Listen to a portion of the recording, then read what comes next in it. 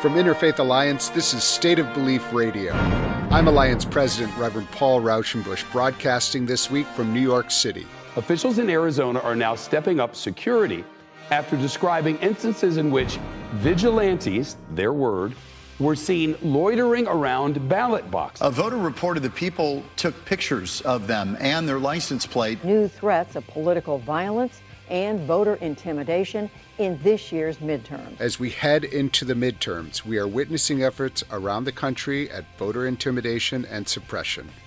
Anti-democratic candidates are already saying they will not concede if they don't win, and Christian nationalists are poised to impose their theocratic vision upon the majority of Americans.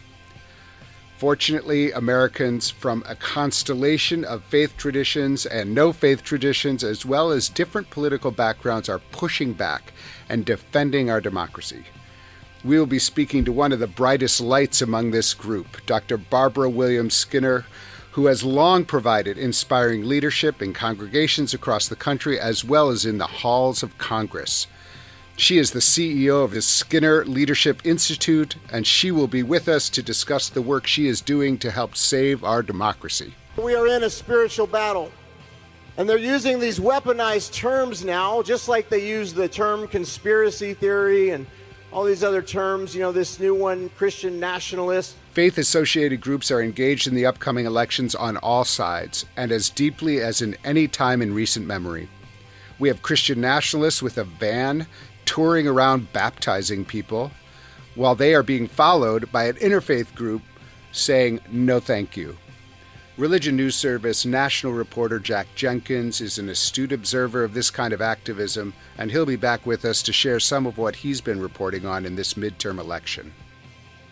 You can hear State of Belief on the radio and get the podcast on iTunes and all the other podcast platforms. Each week, I'm in conversation with some of the most fascinating and impactful civic and religious leaders across the country. You won't want to miss it. Please subscribe today. State of Belief Radio is made possible in great part by the generous support of our listeners. If you've made a donation, I really want to thank you. If you haven't pitched in yet, information on how you can help keep this show on the air is available at stateofbelief.com. And you can find more about the work of Interfaith Alliance and join me in that work at interfaithalliance.org. And now to my first guest. Dr. Barbara Williams Skinner is president of the Skinner Leadership Institute. A past executive director of the Black Congressional Caucus, she founded the Congressional Black Caucus Foundation Prayer Breakfast with her late husband, Tom Skinner. Dr. Williams Skinner is co-convener of the National African American Clergy Network and, in the 2022 election cycle, is coordinating the Faiths United to Save Democracy voter justice campaign. Dr. Williams Skinner, thank you so much for being with us on State of Belief Radio. Thank you. Thank you so much. So I want to start at whatever beginning you want to start with, but I'm very interested in when you became aware of the intersection between your work on social justice and religion. Like, how did that come together for you? When was the first time you were aware of how those things intersected in a way that resonated with you?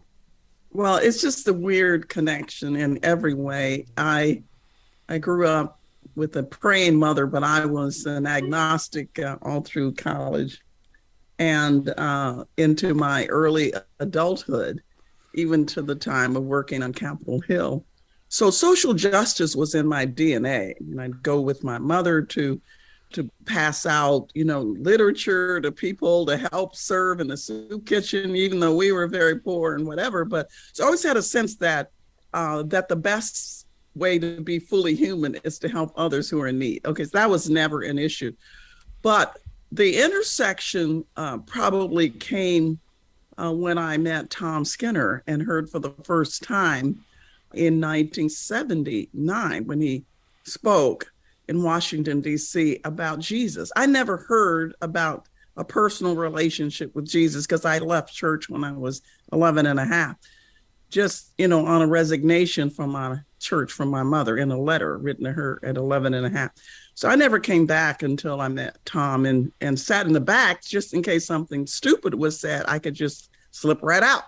So I promised to be there, not to stay. So, but I never heard someone so powerfully connect Jesus to those who are left on the side of the road, those who have no voice, those who have little hope, those who are trounced out. I never heard that. I know I'd worked with the Black Power movement. I know I'd worked with people, serving the poor. I know I'd protested against all kinds of injustices. It never occurred to me that I had ever heard that connection. I thought of church as a place for the safe to be safer. Oh, wow. Yeah, that is powerful. It never, but once I did, I became so excited and enthralled with not only the concept of being forgiven for every sin, but that you could walk day to day empowered by the same one who forgave us every single day to do exactly what we're called to do. So I've never had a fear of going to be with the most powerful people and say what thus saith the Lord. Go to the White House, go to Congress, go to Democrats, go to Republicans, go to Black people, white people, Latinos, anybody, and say, this is what justice looks like. And what you're calling Christianity is culture. Woo!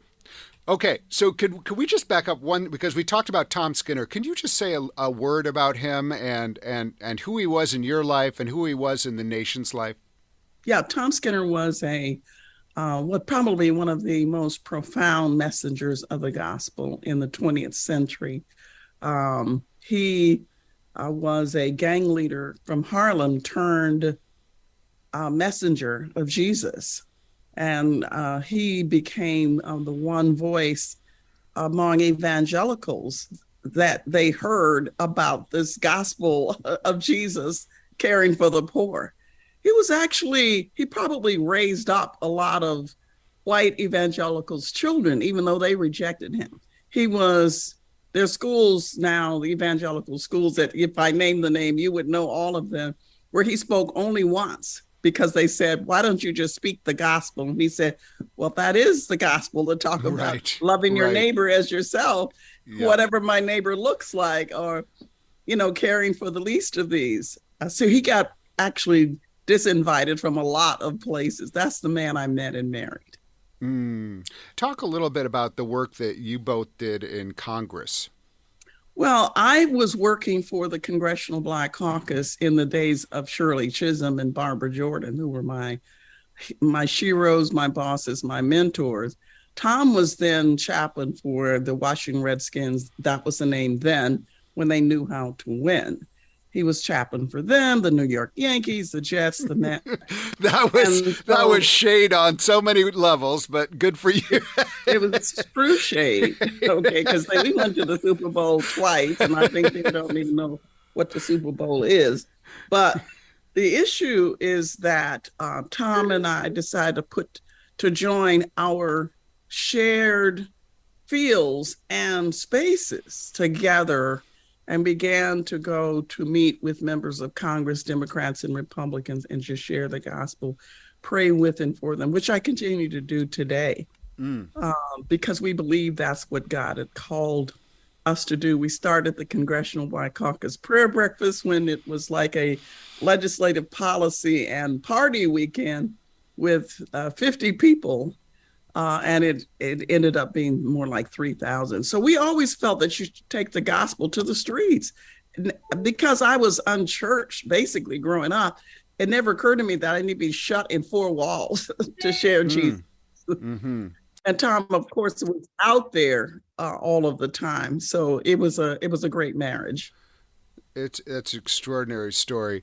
Talk to me a little bit about where you are now with the work you're doing. I can imagine someone who's been in politics for as long as you have, and in justice movements, not politics. I don't want to relegate you to one area, but you must be, perplexed is the nicest word I can think of, with what we're facing right now in this country. Can you talk a little bit about where do you see us? Like, what's happening is, I think, what a lot of us are asking. What is happening right now? And then I want to talk about some of the ways you've been responding to that. Yeah. We are a nation that hasn't changed a lot from our beginning. There have been phases and seasons. Remember, the nation was founded on nearly annihilating Native Americans, enslaving Blacks, and being really unjust to people of color in general. And we founded as I would say, as an American, a great nation. But it did not include non-whites, all right, in that founding principle. I don't think that's changed. I think the fact that we're having a problem with people voting who don't look like us is not inconsistent. The fact that white Christian nationalism is the most dangerous factor in America now. The Justice Department is looking at white Christian nationalism the way we used to look at bin Laden and people who were attacking us from abroad, but we're being attacked from within. Add to that the pandemic that we've been through, where people have been shut apart from one another. So you've had you didn't have a change from the KKK. You just had new messengers, new evangelists for white Christian nationalism and white supremacy. Trump is not new. He is another effective voice for hate. Okay. All right. So nothing has changed, Paul. What has happened is that we see for the first time on the ballot democracy. See, but democracy was a given growing up. We always thought, maybe Russia would expire, maybe Great Britain would not be great. Another country would pass away the way Rome did, but not America. And its core, it's the spirit of law and order, the sense of that they're a nation of laws, right? That's on the ballot. What's on the ballot is what post-democracy might look like when you have state legislatures that can overturn the elected will of the people. When you have white Americans, now 52% of the population when they were 85% in 1960, saying, oh, we're losing our nation, and now we have to do underhand, illegal, mischievous, deceptive things to maintain white minority rulership. That's the weakening of American democracy. And that's the danger of our nation. Nothing has changed. The main thing is that we've gone through several pandemics.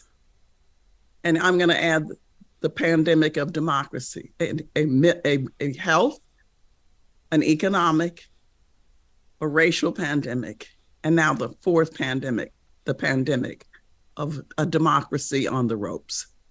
I think you're hitting it completely, and I think it needs to be said because this is not business as usual. I think for the first time in my life, and then I have a 94-year-old father who just, I was like, have you ever seen anything like this? He was like, never. It never felt like this. It never felt like democracy was truly imperiled in the same way. So I want to get to some of what you have been doing because you are, I think as we've already surmised, listeners who maybe didn't know you before, they know now that you are not someone to sit idly by. And so one of the things that you have started, which is, speaks directly into that, is a group called Faiths United to Save Democracy. And you've had some great partners in that, but I just have spent some time on that website. I urge listeners to go to that website and really spend some time because it is incredible in its rich resources, but also stating plain what we're facing. But talk to me a little bit about how did that get started? How did you say, okay, this is what we need to do right now? This is a 2022 urgent alarm. Yes. Well, in prior elections, we worked primarily, that is Skinner Leadership Institute, the organization I had, and the National African American Clergy Network of denomination leaders representing some 15 to 20 million members, right? We worked on Black voter protection, outreach, mobilization, and the like, but we discovered that 34 million disabled Americans, when you take away the drop boxes, are disenfranchised. When you have no wheelchairs in poor white neighborhoods and they're elderly people, they're disenfranchised. When you have synagogues and mosques being burned down, and I'm a Christian, that's a problem for those who follow Jesus and his mandate to love our neighbors as ourselves. So we said that we needed to have a much bigger tent.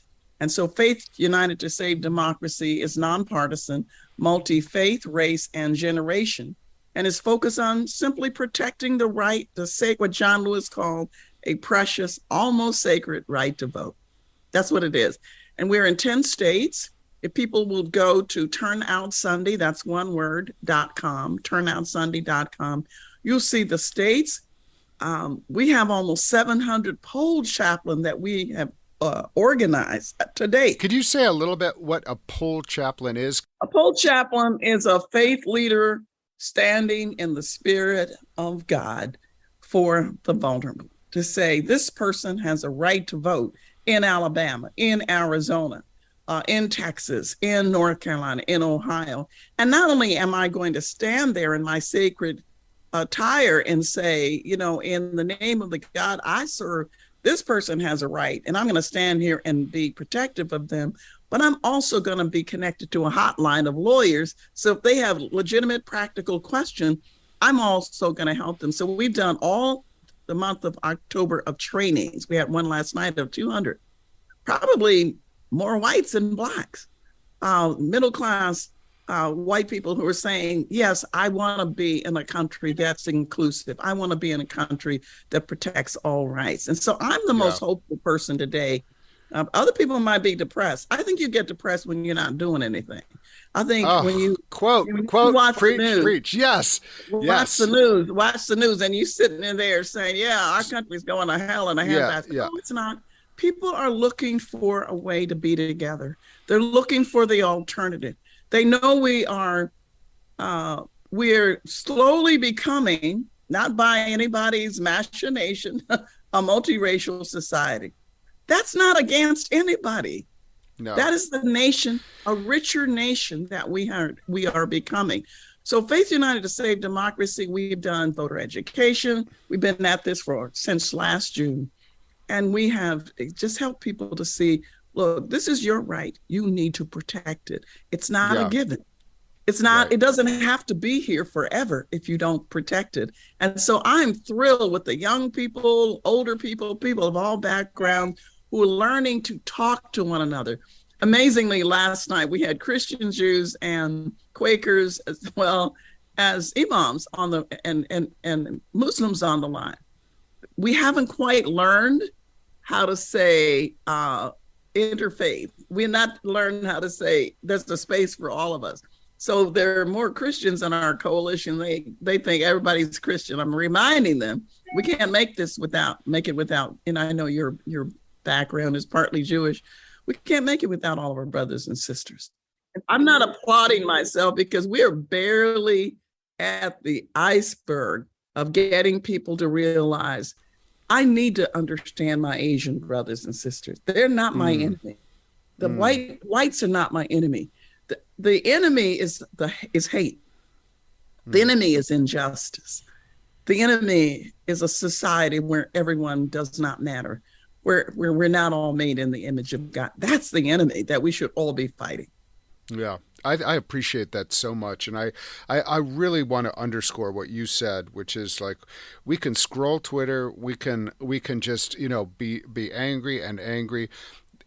When you get out there and you meet other people and you collaborate on doing something positive, it is like coming, sunshine after weeks of rain. I mean, really, it is so good. Very encouraging right now to see that in Arizona, for example.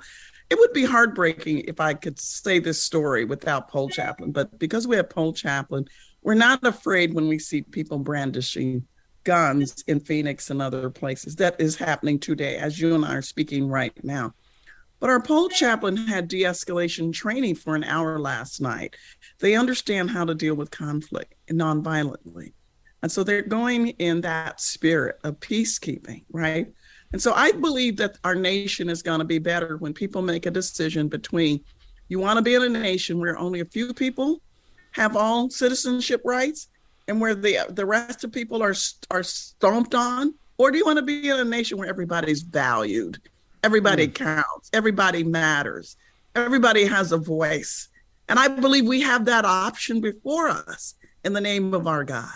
Well, and the amazing thing is that is so important that there's a vision that we're offering, which is incredibly powerful and hopeful and inclusive. It welcomes people of faith and people who have no faith, people who want to be together. And I was talking, we have affiliates of Interfaith Alliance across the country, and I was saying, like, we have a great story, which is we want to welcome everyone. We want to create a world where no one gets left behind. And this is just hearing what you're saying.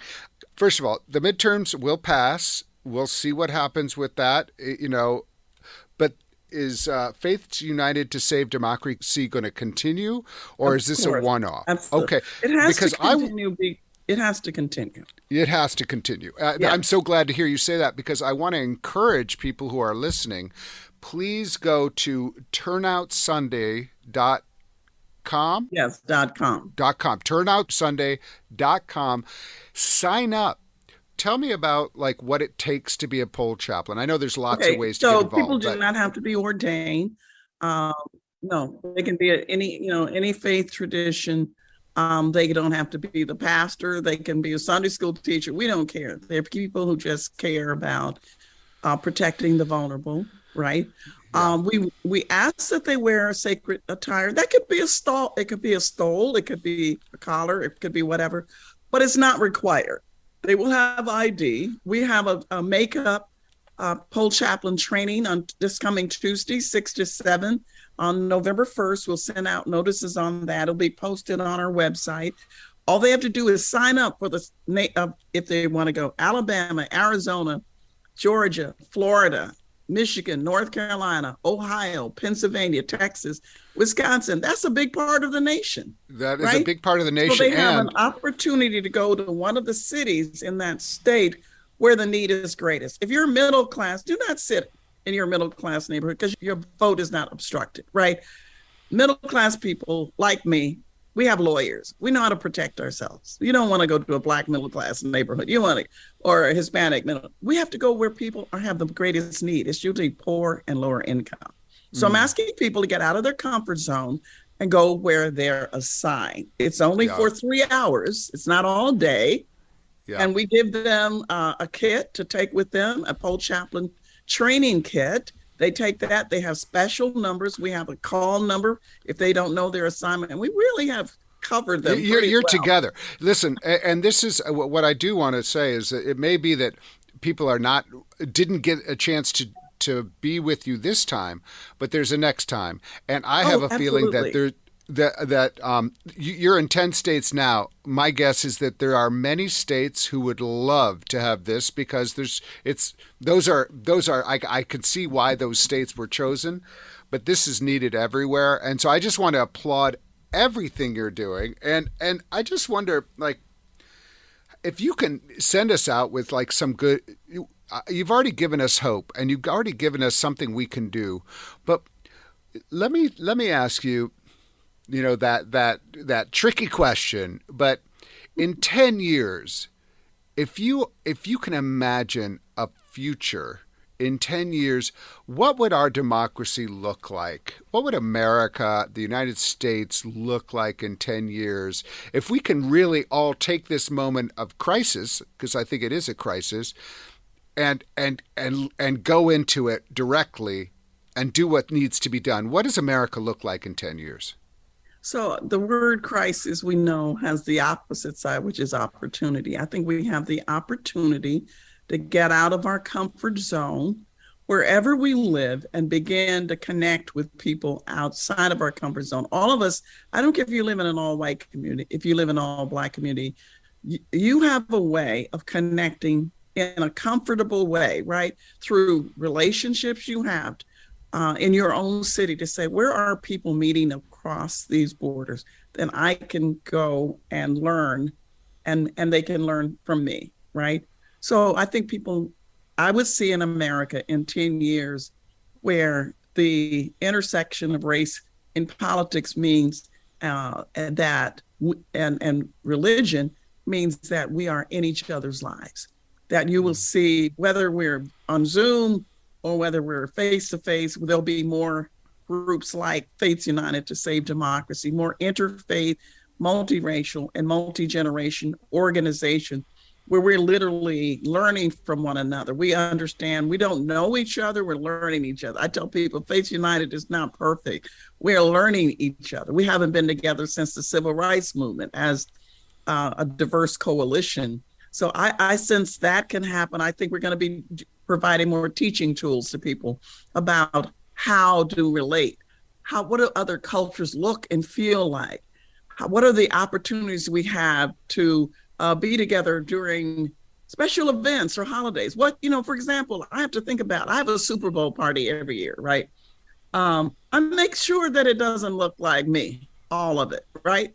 So I have my white friends who I may not let certain people who support certain teams in my house, but aside from that. Okay, now it's coming out. It's coming out. Name names. We all have name problems. Names. We all have our learning. Come on, which teams? Come on. I'm trying to get you in trouble. No, you're getting me in trouble. But I have to consciously, I want to be in America where people consciously decide to be connected to other people by recognizing we don't know how to do it. We're all learning it together. This is not about white guilt and black, anger. This is about us coming before God and saying, we all need to learn how to be better as being your children, your prized possession. And Lord, give us the space to do that. And it takes leadership for that. Okay, so I'm praying for leaders, those who are being divisive now, that they would learn that will get them nowhere. I want more people sitting on the sidelines, off the sideline. It's only 20% on either extreme. We want those in the middle, right? We want that 60% to start learning how to be together. That's the America that I'm cheering for. That's the America I want to see. And full participation and people coming together, learning. I love that. I think that the idea of a learning country, wouldn't that be lovely if we all recognize that we are a learning country? I think, one of my favorite quotes and phrases is achieving our country from James Baldwin, which is we have to work together to achieve our country, but it won't achieve itself. And so we have to do it together. Yeah, you can't download a country. You can't download a country, and you can't swipe left or right. It's something we need to actually get into. So, Dr. William Skinner, I want to thank you so much for being with me today on State of Belief Radio and sharing your wisdom, sharing your hope, and sharing your way that everyone can get involved. Well, thank you so much. And your father was a hero of my late husband's, and I learned a lot about your family from Dr. Walter Raushenbush. Thank you so much. That was my great-grandfather. Your great-grandfather. He was in the beginning of the 20th century. My father's name. Okay. Your great-grandfather was an amazing person. He was an amazing person, and my father was named after him, Walter Raushenbush. He was a law professor, a great man on his own, but I'm not that old. Okay. I'm sorry. No, I'm just kidding. No, you look great. I'm sorry. You're very nice to mention that, and one of the great honors of my life was when Representative John Lewis said something similar to me, and I felt like that it was just such a humbling, amazing moment, and I know that there's would be no greater praise for Walter Raushenbush that he would contribute to the work that you're doing today. I think that would be his highest honor. So thank you for all you're doing, and thank you for being with us here today on State of Belief Radio, and I appreciate it. Thank you for the invite. God bless you. Up next, Religion News Service national reporter Jack Jenkins. If you miss any part of today's program, you can hear full episodes of State of Belief anytime on our website. You'll also find links to the topics we discussed this week extended interviews and transcripts, and an archive of past shows, all at stateofbelief.com. You're listening to State of Belief Radio, religion and radio done differently.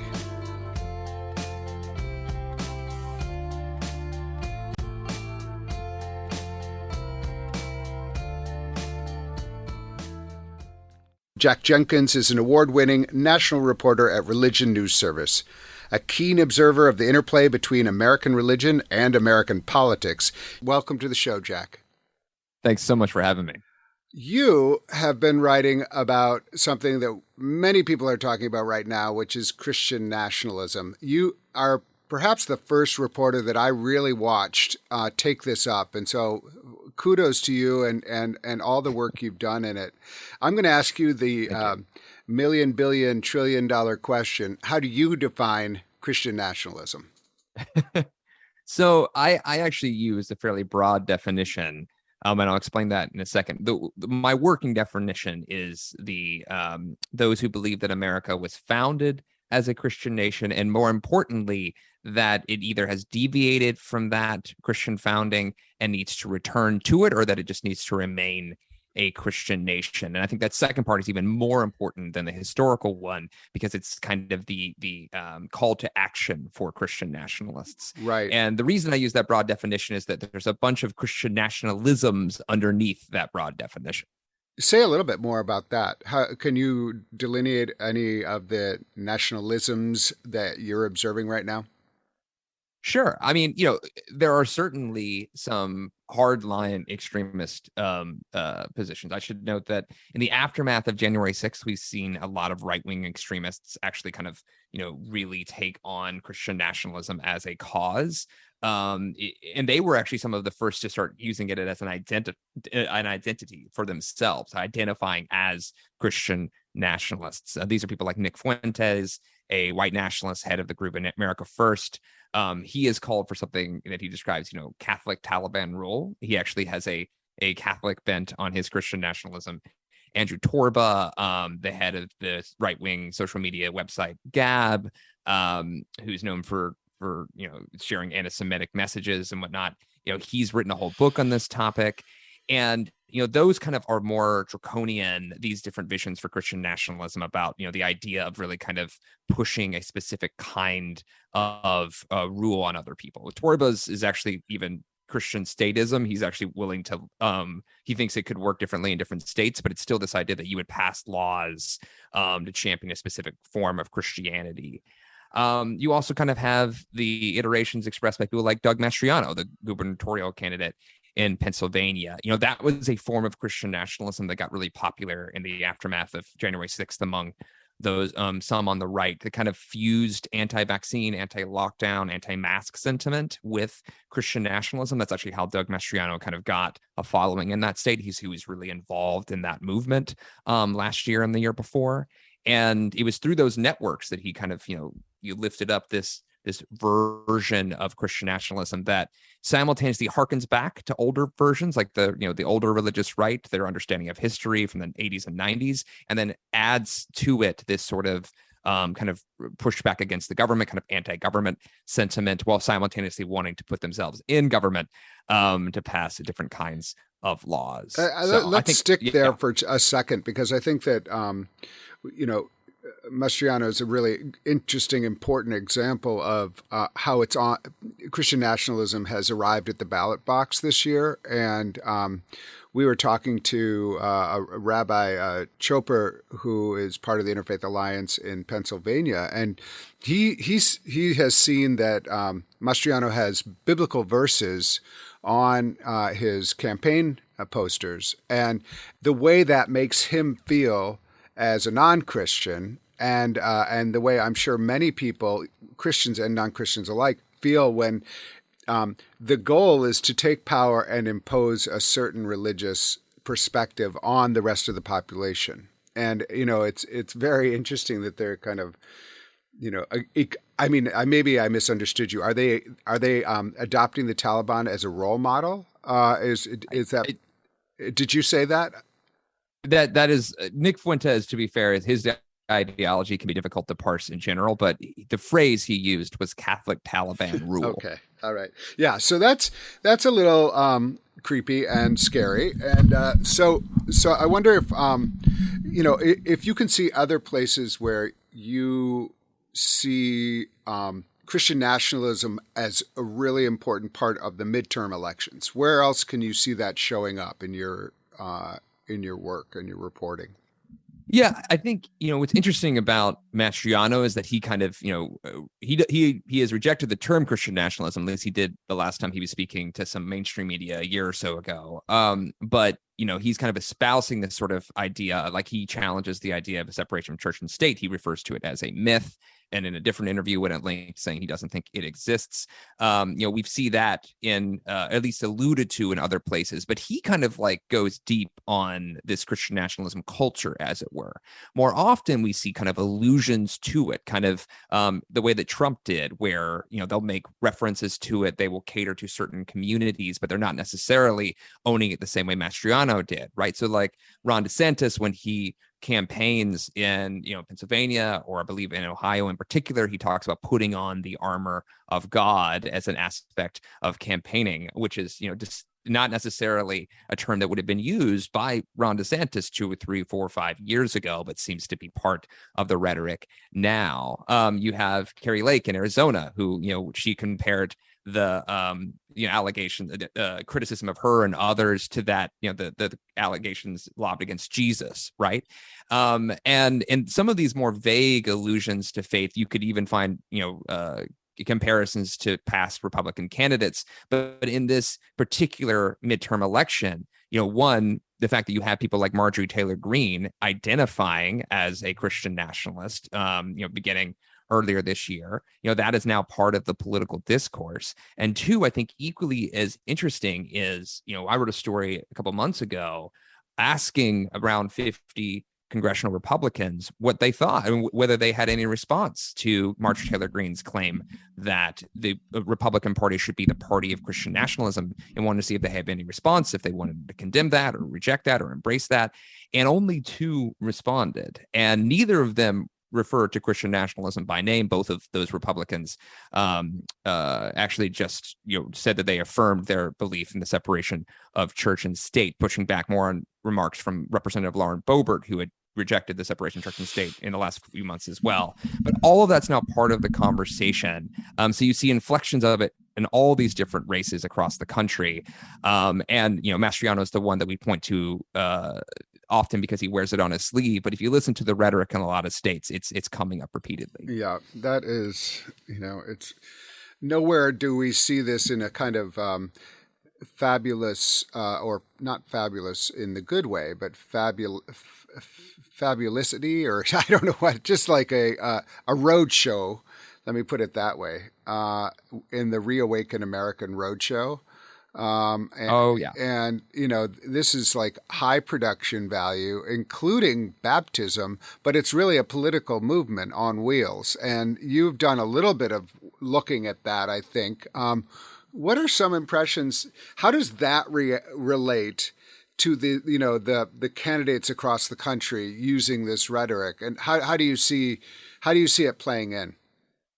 Well, I think, if you're a Republican or conservative strategist, you see things like the Reawaken America tour as elements of your base, right? This is an aspect of, you could see it as kind of this lineage, of Trumpism developing over the course of Trump's tenure in office. And also it took on its interesting iterations after he left office, right? And so the Reawaken America tour really kind of seems to be an outgrowth of what was the Stop the Steal movement that then became January 6th, that then became, anti-vaccine sentiment, and, led by, Mike Flynn in particular. They refer to him as America's general, who, the AP has done a lot of reporting about how, he's kind of pushing at a local level these ideas of Christian nationalism, both as part of the Reawaken America tour and other kind of advocacy that he has done. You see that as just a part of the Republican base, right? And I think one thing that gets left out here is that, those kinds of people who are showing up to events. There was a Pew survey a few months back that sliced America into around 10 different political groups. And the farthest right was a group that they referred to as faith and flag conservatives, which Pew researchers told reporters was their attempt to kind of assess this kind of hardline version of Christian nationalism. And while they only make up around 10%, 9 to 10% of the U.S. population, which is, roughly the same chunks as these other parts of the U.S. population, they make up around a quarter of the Republican Party. And compared to all other political groups, they have the highest level of political activism, second only and then only sometimes to progressives on the far left.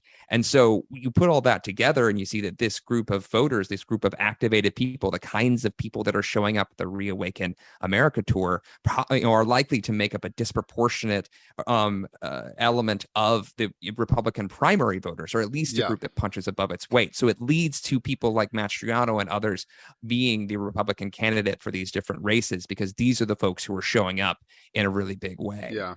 I just a comment on the America's general and the and America's mayor, for whatever is the reason, but these people who claim America to be America's whatever tend to not be America's whatever at all, but are taking a mantle that they neither deserve nor anybody should really hold. What's been the response among that you've seen among other religious leaders, both among conservative evangelicals who reject this, but also more progressive religious leaders from all different backgrounds, as well as secular backgrounds? Not as animated, but certainly somewhat organized, I would say. Oh, yeah. I mean, pushback to Christian nationalism, this kind of modern era of Christian nationalism that kind of sprung up around Trump, kind of goes back really to his 2016 campaign. I mean, within a couple of years there, by 2018, there was already a Christians Against Christian Nationalism organization and sign-on letter. When I was doing coverage of this starting in 2017 and going into 2018, there was no shortage of faith leaders who were rebuking the kind of Christian nationalism they were seeing in the group of evangelical faith leaders that Trump surrounded himself with. The Poor People's Campaign, led by Reverend William Barber, who, in addition to being one of the most prominent progressive faith activists, is just one of the most prominent progressive activists in general in the country. The Poor People's Campaign has had as a pillar of their belief system that they put on their website opposition to religious and now Christian nationalism for years now, right? So there has been this systemic pushback along before January 6th, before the Stop the Steal movement, since these things have occurred. And particularly since Christian nationalism became, something that people like Marjorie Taylor Greene would identify themselves with, we've seen this surge of discourse around this topic. And, throughout that time period, we've seen a lot of progressive faith leaders and liberal faith leaders push back on it. I will note, by the way, on January 6th, I was in D.C.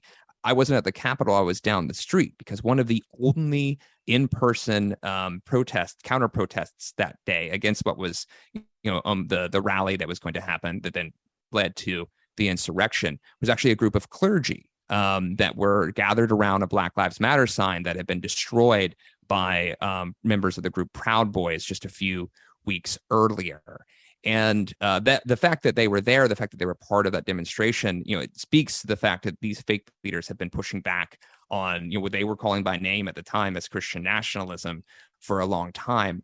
The other part of your question, I think, is really important, though, which is that once Marjorie Taylor Greene started talking about Christian nationalism, there has now been this discourse even among conservatives about what that means. And you've seen a lot of pushback even from, what at this point in American history might be described as moderate evangelicals who've been kind of rejecting it. Russell Moore, who, was also very critical of Donald Trump. This is Russell Moore, the former head of the Southern Baptist Convention's political arm, has now written many pieces criticizing Christian nationalism. And one other piece here that I will close on is that in this interim, a lot of these folks have now started articulating specific visions for what they think Christian nationalism should be, and they don't agree with each other, right? For, like I said earlier, you have Nick Fuentes talking about Catholic Taliban rule, but Greg Locke, the Tennessee pastor, who has gotten a lot of attention for, his bombastic and inflammatory rhetoric, just a week or so ago, started posting on Facebook advocating for burning rosaries and for burning what he called Catholic statues. And a few days later, he was on stage at the Reawaken America tour. And a few minutes later, Michael Flynn was on stage, and Michael Flynn is Catholic. So there may be some tensions even among Christian nationalists moving forward once they start talking about what they really want in these different versions of the Christian nation. Well, I mean, it is, if we go back to the KKK or even further back, the rally of what would have been kind of, if not direct lineage, but certainly earlier iterations of this were as vehemently anti-Catholic as anything. In fact, not wanting any more Catholics to come into this country, and this country is not made for Catholics, and so it's very, I'm not sure that they're willing to see the irony that they are now saying that this is meant to be a Catholic country, given the resistance to that. I want to address something that I think you've hinted at, but. Is there any frustration for you with the January 6th Commission that there's been no mention of Christian nationalism? When you were so adept at identifying it and showing the symbols and showing how it was an impulse, it seems like they probably are nervous about it. I don't know. What is your assessment of why that has not been more of a conversation topic? So I think this is a fascinating question. And I should note up front that at least two members of the January 6th committee, Jamie Raskin and Adam Kinzinger, have both separately, when they are not on that stage at the committee hearings, talked about the role that Christian nationalism played in January 6th. Adam Kinzinger in particular has both condemned Christian nationalism by name and told Russell Moore actually that he didn't think January 6th would have happened the same way without the influence of Christian nationalism. But when they're up on that stage, there has been very little discussion of this. And so I can only speculate, and I know other people have speculated, but I will point out that one of the interesting elements of those committee hearings is how it is very clear to a lot of different analysts they are trying to appeal not just to liberals or progressives, but to a bigger swath of the American public. And lawmakers are often concerned about looking like they're singling out one faith group or one community. And so I think some of the theories I've heard posited here in Washington is that, why would you spend your time discussing Christian nationalism as a motivator for why people did all these crimes when you can spend your time, saying, hey, look, here are the crimes that were done. Uh-huh. And, we need to just, stick to the script of what, convincing the American public that this happened, and, the committee as arguing who is responsible for it. So that's my assessment of that as to why that is the case. But again, many people, at least two people on that committee, have been open about the fact that they think Christian nationalism played a significant role. I should mention that Representative Raskin also hosted us on the Hill when we did our briefing. So he's clearly it's on his radar for sure. And I think it's a political. I think they've been very calculating in what effect they wanted to have, and I think you're probably absolutely right. Something that is just really hard to get our minds around, but what role is QAnon playing in the Christian nationalist conversation, but also in just kind of motivating what I would just name craziness, like absolute craziness of ridiculous ideas like that have no basis. That I thought after Pizzagate, where someone was convinced that Hillary Clinton was in the basement of a pizza parlor with a pedophilia ring, and then there's no basement, and they show up with a gun. Like, it's so absurd, but then there it is. And I'm just wondering, but this is, a belief. I mean, it's a belief system. I don't know.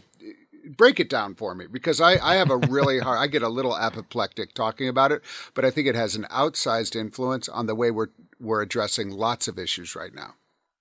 For sure. I think the QAnon movement, I think there was a time period when people were differentiating it from other elements of what is often described as Trumpism. Now, a lot of people, experts I speak with, it's impossible to disentangle it, right? And that includes Christian nationalism. If QAnon and Christian nationalism were ever separate things, they're not now. They quite frequently overlap. When I was referring to that period in 2021 in particular, where there was that kind of spike in anti-COVID measures and anti-vaccine sentiment, those sorts of things. One of the events that I covered at that time was a thing called Bard's Fest out in Missouri, and the speakers there just did not distinguish between conspiracy theories and their Christian nationalism. They often intermingled them, and to the point where it became difficult to discern where one started and the other began. And I've heard other researchers kind of refer to elements of this as what's called conspirituality, right? This fusion oh my God, that word! Stop. That's amazing. Okay, that's now I'm depressed. Yeah.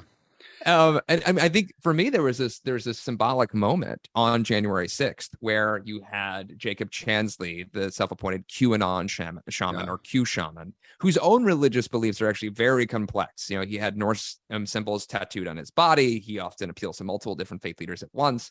But when insurrectionists stormed into the Senate that day, there's footage of the fact that Jacob Chansley then led them in a prayer. And multiple people, and he was when Jacob was leading that prayer, he was appealing specifically to Jesus Christ, and it had many overtones of Christian nationalism. And you had people in that room who were raising their hands in prayer. And I wrote a piece a few months after January 6th, looking at some of the people who were in that room. Two of whom are just more rank and file evangelicals who kind of spoke about how that prayer was important to them later, and how one of them said that was like the something akin to that was a seminal image of the movement for him.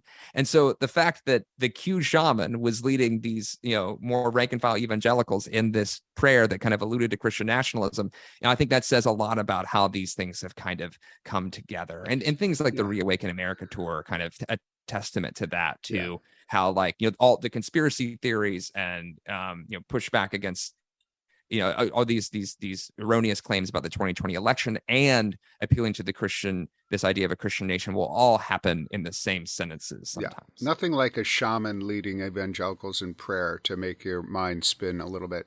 I want to talk about the disturbing anti-Semitism that we are seeing, high-profile people like Kanye West and Donald Trump. But also, I do feel like there is inherent in Christian nationalism is a belief that people of other faith traditions have a secondary status in the country. They can be tolerated, but they have a secondary status. And I feel for my Jewish family members, friends. I just feel like this feels like an intimidating time because of the rhetoric that has given permit to people, permission to be terrible. And I don't know. I'm wondering if that's something. I know that Religion News Service is covering it, but I'm just wondering how you're reacting to what you're seeing. Yeah, I think I wrote this story last year about how, in the aftermath of January 6th and the lead up to it, Christian nationalism particularly became this clarion call for, kind of extremist groups. And I kind of talked to extremist experts who are kind of just, we're watching a lot of these online forums and a lot of these prominent voices in these right-wing extremist spaces. And they were really unsettled because not only were they seeing kind of like this spike in Christian nationalism in these extremist spaces where they would take that in a lot of different directions, right? Hardcore versions of patriarchy, obviously lots of forms of racism. And as you mentioned, the KKK is a classic example of Christian nationalism in an extremist form that also was virulently anti-Semitic, right? But at the same time, we saw people like I mentioned Andrew Torba at Gab. He has shared repeatedly anti-Semitic messages, and some of these extremism experts I spoke with pointed out that in some of these forums, they started seeing, kind of older versions of kind of, for lack of a better term, hardcore right-wing neo-Nazi theology that started re-emerging, that was being shared, what's called Christian identity with capital C, capital I. That sort of theology started getting popular in some of these forums, and those voices were growing louder. I think it's important to note that extremists started identifying as Christian nationalist, and then it was like a year to a few months later that people like Marjorie Taylor Greene started identifying as Christian nationalists. So they're clearly, making their influence heard across these chasms at some point. And so very early on, folks were expressing a deep concern for not just references to anti-Semitic arguments and anti-Semitic conspiracy theories, which were kind of embedded in a lot of QAnon rhetoric, but really virulently old school, hateful versions of anti-Semitism re-emerging in some of these circles that, potentially, as you widen the net of people who might find this permissible, start being picked up in more mainstream political spaces. So that was the concern that extremism experts were telling me over a year ago. Yeah. Well, and, it's not lost on you or me or most people that we just are coming up, or we just passed the 4-year anniversary of the tragedy at Tree of Life in Pittsburgh. And, there's just, okay. I want you to give me a little hope here. I'm a pastor and I should probably be trying to preach some hope, but what stories are you seeing that you're like, oh, okay, you know what? I can't wait to interview them what can you give us that is out there in the religious reporting world that you live in that makes you say, okay, we're going to be all right? I mean, I think this election season is going to be interesting, right? Because I don't know if this is a perfect answer to your question, but for instance, one of the questions I have is, the latest polls on Mastriano don't have him doing particularly well in Pennsylvania, right? And some of these other candidates who were really intensely Christian nationalists actually lost in the primaries. And so there's a question as to whether or not this election could go one direction where a lot of these Christian nationalists lose. And the hardliners aren't going to abandon Christian nationalism, but maybe that would cut its influence in broader political circles where they're like, well, this doesn't help us win. So why would we double down on this? Members of the Republican Party in particular. You also, there's a dynamic where we don't really know what happens when they lose, right? Like Doug Mastriano was at the Capitol on January 6th. He says he left when it got violent. But he was somebody who was forwarding these conspiracy theories about the 2020 election. So if he loses, there's questions about what that will mean in Pennsylvania. But, there is this interesting element of where there could be a scenario where a lot of the candidates who have appealed to this, particularly ones who have kind of dug in on Christian nationalism, may, have a bad night on election night. In addition to that, I mean, I do think it was true during a lot of elements of the Trump era. There is a big call and response among the American public on these sorts of questions, right? Of democracy in general and also Christian nationalism in particular. For instance, Pew just dropped a poll yesterday that the headline was that 45% of the country thinks that the United States should be a Christian nation. But when you dig into the data, the actual percentage of Americans who believe that you should have more explicit laws that are explicitly Christian and impose those on others is actually a very small minority compared to that number.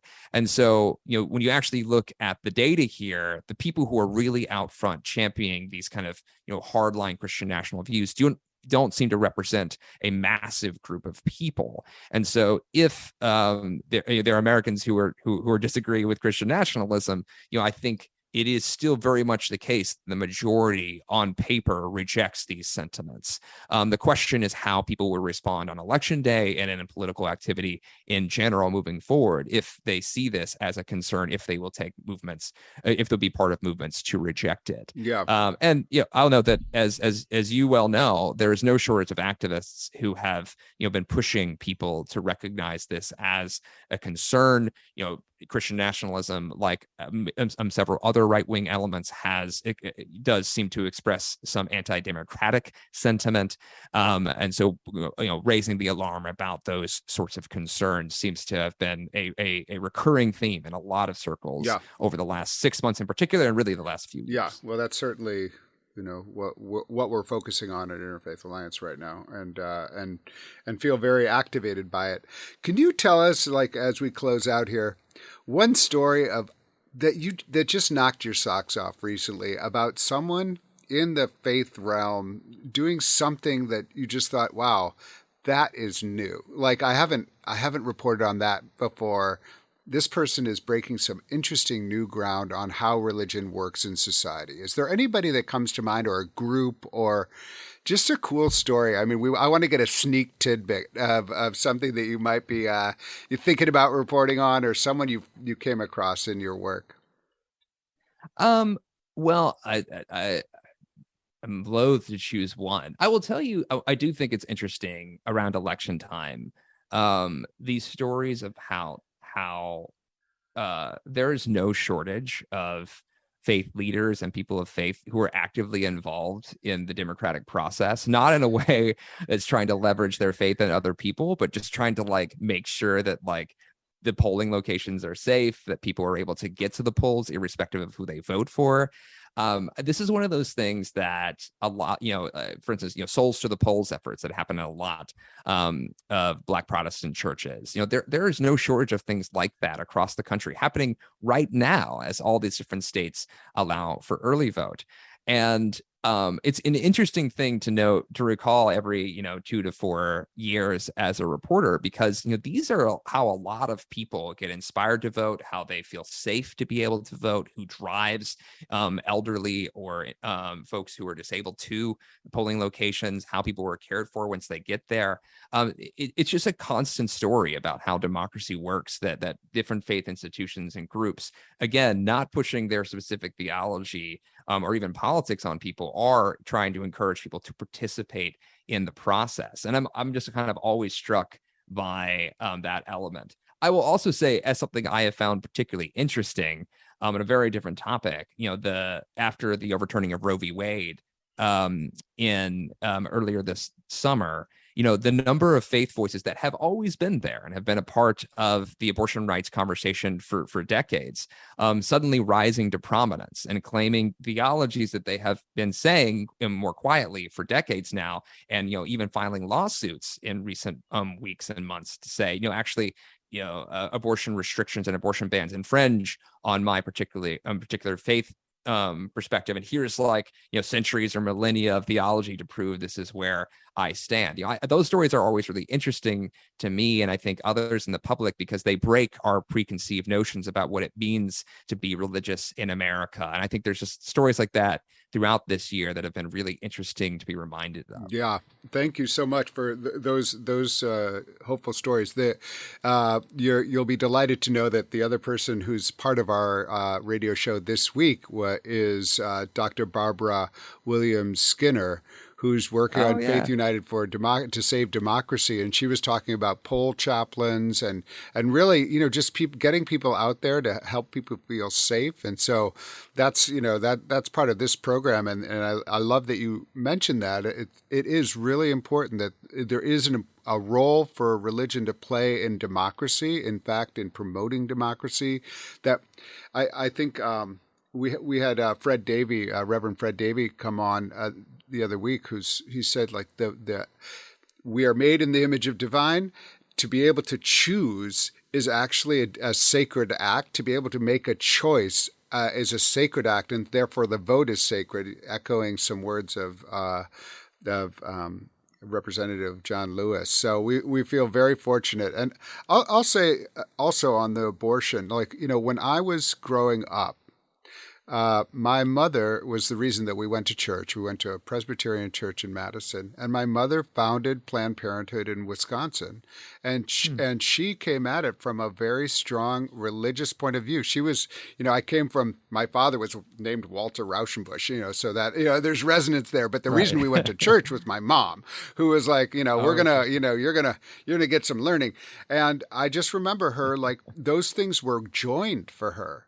And so, the idea that there's one way that religious people view abortion or same-sex marriage. In fact, the polling shows that the majority of religious people from across religious traditions support the right for women to choose around their reproductive health and support same-sex marriage now. And yet we continue to say, oh, well, the religious voice, we don't want to squelch the religious voice. And, one of the things that, at Interfaith Alliance, we're saying, well, the religious voice, there's lots of religious voices here. So no one's one religious freedom should trump another religious freedom. And so how do we balance that? And so first of all, I really appreciate your reporting. It's like it is a first stop for anyone interested in religion stories in America. It's really spectacular to talk to you all the time. Jack Jenkins is an award-winning national reporter at Religion News Service and author of a compelling book titled American Prophets: The Religious Roots of Progressive Politics and the Ongoing Fight for the Soul of the Country. Jack, thank you for being with us again on State of Belief Radio. Thanks so much for having me. Always a pleasure.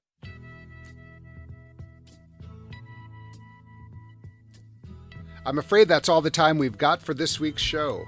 We've covered a lot of ground, and it's challenging to talk about the threats to our democracy and religious freedom while keeping hope and resilience. Fortunately, I think we found just the right voices to help us do that in this critical moment. These are the stories we need to keep hearing, and that's a key reason why State of Belief is here. We've covered a lot of ground today, and it can be challenging to talk about the current threats to our democracy and religious freedom while maintaining hope and resilience. But talking to people like this, doing important work on the ground, really helps. And these are the stories we need to keep on hearing, and that's a key reason why State of Belief is on the air. I hope you'll consider helping us to amplify the voices doing this critical work by making a financial contribution to keep this program going strong. Information on how to donate is available at stateofbelief.com. That's stateofbelief.com. You can be part of making sure informative and encouraging voices like these are heard by sharing this program with friends and family. Let's get more people listening and more people taking part in these conversations, both on and off the air. Never miss an episode by subscribing to the free weekly State of Belief podcast on iTunes or your favorite podcast platform. And join the conversation. Follow us on Facebook and Twitter at State of Belief, that's at State of Belief, and share State of Belief with the people in your life.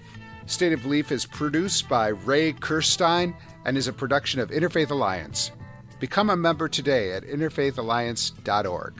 And be sure to join us next week for more stories from the intersection of religion, government, and politics. I can't wait. Until then, I'm Paul Raushenbush, and that's State of Belief. I think it's time we stop. Children, what's that sound? Everybody look what's going down.